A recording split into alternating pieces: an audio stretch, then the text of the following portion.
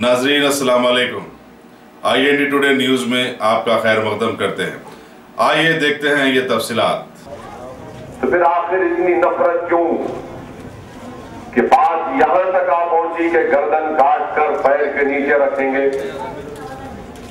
मेरे भाई, मौजूदा हिंदुस्तान में जो कोई भी बीजेपी के खिलाफ बेबाक तरीके से उनके पनाही हासिल है, वो इस तरह की बात करता है। बताइए ये कौन सी जबान है? क्या ये छोड़ी अकबरुद्दीन ओवैसी किसी भी इंसान के खिलाफ इस तरह के अल्फाज को इस्तेमाल कर सकता है? क्या चाहते हैं नरेंद्र मोदी से, अमित शाह से? ये आपके पार्टी के लोग हैं जो आपके तरबियत याफ्ता है। आपकी पार्टी ने इनको टिकट दिया। इतनी नफरत पैदा कर दी गई कि आज ये कहा जा रहा है, इतनी जरूरत पड़ चुकी कि गर्दन काटेंगे। बीजेपी के सदर अमित शाह एक तकरीर में कहते हैं कि मजलिस रजाकारों की जमात है,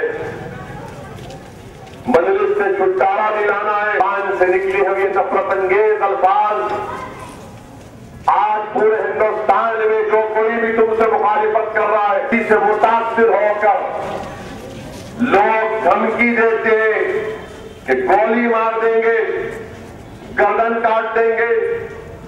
मैं याद दिलाना चाह रहा हूं आपको, आज से 15-20 दिन पहले अकबरुद्दीन ओवैसी ने अपनी तकरीर में कहा था कि मेरी जान को खतरा है। मेरे भाई, इससे बढ़कर और क्या सबूत चाहिए आप लोगों को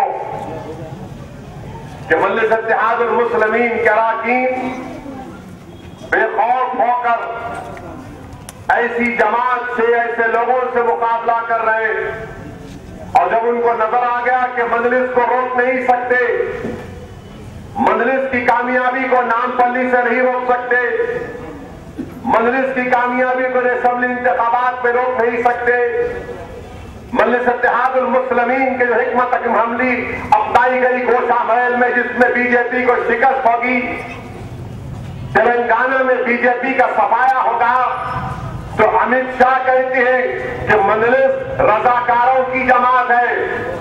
मजलिस को बिरयानी खिलाया, कहता है कि अकबरुद्दीन ओवैसी की गर्दन को काटेंगे।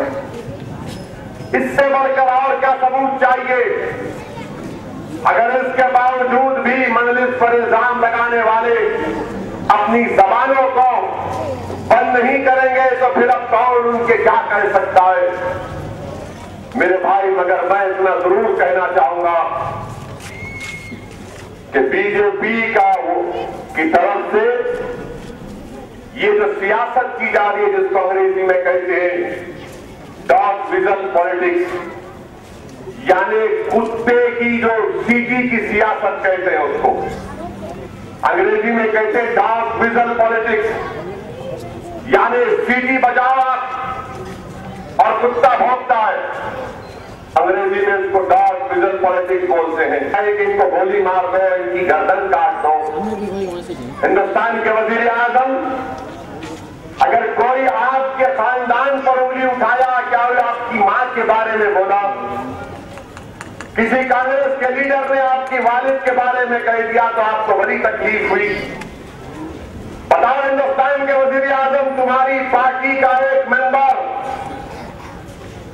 मेरी जमात के एमएलए को कहता है कि इसकी गर्दन काट कर पैर के नीचे रख दूंगा।